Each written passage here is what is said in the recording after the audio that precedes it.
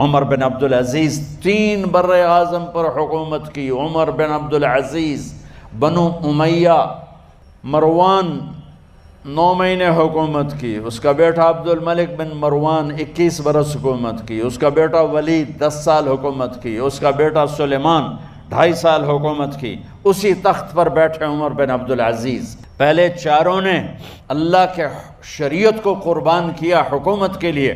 عمر بن عبدالعزیز نے اپنے آپ کو قربان کیا اللہ کے لیے. حکومت کو پاؤں کے تلے رکھا اور اللہ کی رضا کو سامنے رکھا. کیسی سلطنت کی؟ جب گورنر تھے تو 60 اونٹوں پہ سامان چلتا تھا. جب امیر المومنین بنے تو بچے کہنے لگے ماں سے، بچے بچیاں 12 تھے، ماں سے کہنے لگے کہ عید کا موقع آ رہا ہے، ابا سے کہو ہمیں نئے کپڑے تو لے کر دیں. ان کی ماں کا نام ہے فاطمہ، بچوں کی ماں کا نام فاطمہ بنت عبد الملک. یہ دنیاوی سٹیٹس میں سب سے بڑی خاتون گزری ہے. آج تک اس کے لیول کی کوئی عورت نہیں آئی. دادا بادشاہ، باپ بادشاہ، 4 بھائی بادشاہ، 6 خامند بادشاہ، 7 نسبتوں سے یہ عورت شہزادی رہی ہے. حضرت عمر گھر آئے، بیگم نے کہا بچے کپڑے مانگ رہے ہیں. حضرت عمر کہنے لگے میرے پاس تو پیسے نہیں ہیں، تنخواہ میں تو مشکل سے روٹی پوری ہوتی ہے، کہاں سے لے کر دوں؟ تو تھوڑی دیر خاموش رہیں. بیگم پھر کہنے لگی آپ ایسا کریں، اگلے مہینے کی سیلری ایڈوانس لے لیں، اس سے میں کپڑے لے لیتی ہوں اور روٹی کا خرچہ میں مزدوری کر کے گھر بیٹھے مزدوری کر کے چلا لوں گی، آپ 1 مہینے کی تنخواہ ایڈوانس لے لیں. حضرت عمر بن عبدالعزیز واحد خلیفہ ہیں جن کے دور میں 3 بر اعظم میں زکوٰۃ لینے والا باقی نہیں بچا تھا. یہاں لاہور بھی ان کی حکومت کے نیچے تھا، جنوبی اسپین فرانس ان کی حکومت کے نیچے تھا، کاشغر تک ان کی حکومت کے نیچے تھا، استنبول کے دروازوں تک ان کی حکومت تھی. 3 بر اعظم میں ایک آدمی زکوٰۃ لینے والا نہ بچا. اور اپنا حال یہ ہے کہ بیگم سے کہہ رہے ہیں پیسے کوئی نہیں، کپڑے کہاں سے لے کر دوں؟ اور بیگم طریقہ بتا رہی ہے کہ آپ اگلے مہینے کی تنخواہ ایڈوانس لے لیں، اس سے میں کپڑے لے لوں گی اور چولہے کا خرچہ، روٹی کا خرچہ میں گھر بیٹھ کے مزدوری کر کے کما لوں گی. تو حضرت عمر کہنے لگے ہاں یہ ٹھیک ہے. باہر آئے وزیر خزانہ مزاحم، انہیں بلایا کہ بھائی ہمیں اگلے مہینے کی تنخواہ ایڈوانس چاہیے. یہ تنخواہ والے لوگ بیٹھے ہوئے تنخواہیں لیتے ہیں. اس نے کاغذ قلم آگے رکھ دیا، کہا حضرت یہاں لکھ کے دے دیں آپ 1 مہینہ زندہ رہیں گے میں تنخواہ دے دیتا ہوں. اب مجھے لکھ کے دے دیں آپ 1 ماہ زندہ رہیں گے میں آپ کو تنخواہ دے دیتا ہوں. چپ کر کے اٹھے، ایک لفظ نہیں بولے، گھر گئے. حضرت اپنی بیگم فاطمہ سے کہا بیگم بچوں سے کہہ دو کہ باپ کے پاس کپڑے لے کر دینے کی سکت نہیں ہے. اور خزانے ایسے بھرے پڑے تھے کہ زکوٰۃ لینے والا کوئی نہیں تھا. عید کی نماز ہوئی، نماز کے بعد جب ساری فیملی ملنے آئی اور بچے بھی ملنے آئے تو ان کو دیکھ کر ان کی آنکھوں میں آنسو آ گئے. کہنے لگے بچوں آج تمہیں دکھ تو ہوگا اپنے باپ پر کہ ایک جوڑا کپڑا بھی لے کر نہ دیا عید کا. تو ان کے ایک بیٹے نے کہا ابا جان آج ہم بڑے خوش ہیں، ہمارا سر اونچا ہے کہ ہمارے باپ نے مسلمانوں کے مال پہ ڈاکہ نہیں ڈالا، ہمیں قربانی کا بکرا بنایا لیکن مسلمانوں کے مال میں خیانت نہیں کی. یہ ان کا طرز حکومت تھا، اس طرح انہوں نے حکومت کی. گھر میں تشریف لائے تو بیٹیوں سے بات کی تو انہوں نے منہ پہ ایسے دوپٹہ رکھا ہوا، منہ پہ دوپٹہ رکھ کے بات کریں. تو فرمانے لگے کپڑا تو ہٹاؤ، دوپٹہ کیوں رکھا ہوا ہے؟ تو گھر کی خادمہ زور زور سے رونے لگی، کہنے لگی امیر المومنین آج آپ کی بیٹیوں نے کچا پیاز توڑ کے روٹی کھائی ہے تو وہ اس کی بو ہے منہ میں، آپ کو بو سے نفرت ہے اس لیے منہ پہ کپڑا رکھ لیا ہے. تو حضرت عمر اتنا روئے کہ ان کی داڑھی تر ہو گئی. کہنے لگے آخر میں جب تھوڑا آسرے میں آئے کہا میری بیٹیوں تمہارا باپ تمہیں بڑے اچھے کھانے کھلا سکتا ہے لیکن میں جہنم کو برداشت نہیں کر سکتا، میں جہنم کی آگ برداشت نہیں کر سکتا. اب مرنے کا وقت آ گیا.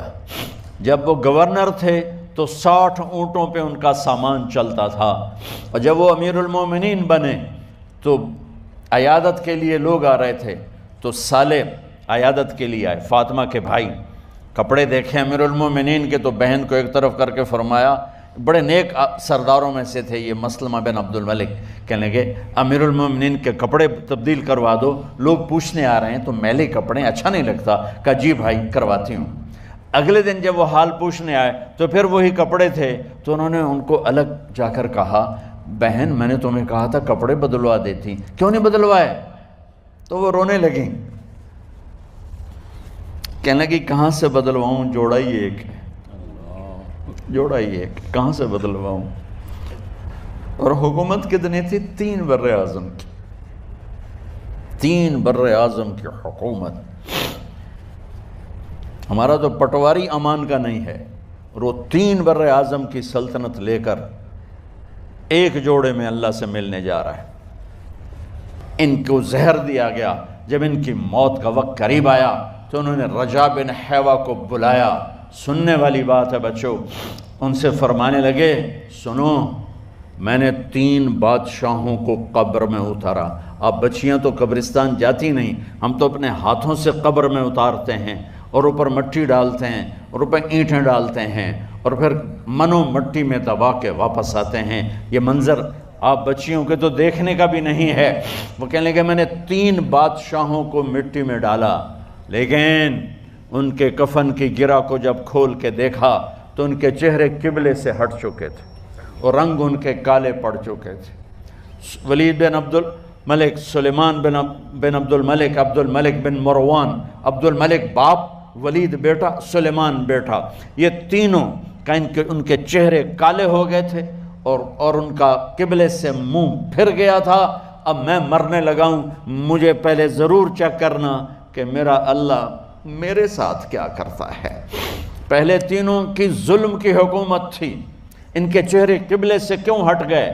آپ کو عجب بات بتاؤں، ولید بن عبد الملک روزانہ تہجد میں کھڑے ہو کے 10 سپارے پڑھتا تھا، 10 سپاروں کی تلاوت تہجد میں کرتا تھا کھڑے ہو کے، اور قبلے سے چہرہ ہٹ گیا۔ سلیمان بن عبد الملک تہجد گزار، چہرہ قبلے سے ہٹ گیا، ظلم کیا، ظلم کیا، ظلم کیا، خون کو پانی بنا دیا، حکومت پر شریعت کو قربان کیا، رشتے ناتوں کو قربان کیا۔ اللہ نے قبلے سے چہرے، نمازیں منہ پہ مار دی، روزے منہ پہ مار دیے، حج زکاتیں منہ پہ مار دی، تہجد ان کے منہ پہ مار دی، اور ان کے چہروں کو قبلے سے ہٹا دیا اور رنگ کالے کر دیے۔ عمر بن عبدالعزیز نے اسی سلطنت کو عدل سے بھر دیا، اسی سلطنت کو عدل سے بھر دیا۔ جب ان کا انتقال ہوا،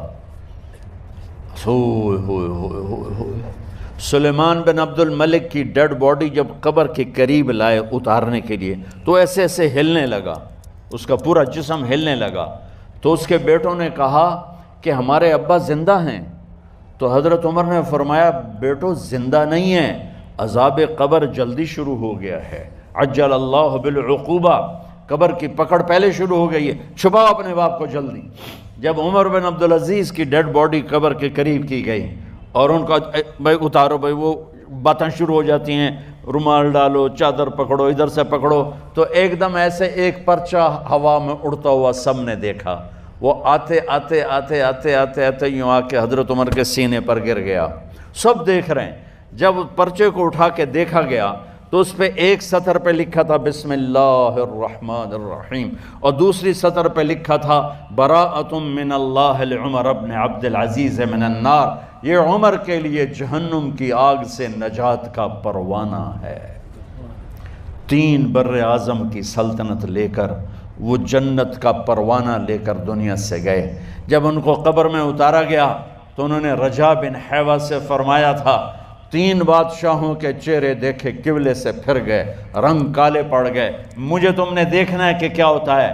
تو رجا فرماتے ہیں جب میں قبر میں اترا اور ان کے کفن کی گرہ کو کھول کے دیکھا تو چہرہ قبلے کی طرف فکس تھا، اور مجھے یوں لگا جیسے 14ویں رات کا چاند قبر میں اتر آیا ہو۔ میرے عزیزو، طلبہ و طالبات، اللہ کو اپنی منزل بناؤ، اللہ کو اپنی منزل بناؤ، اللہ کو اپنی منزل بناؤ۔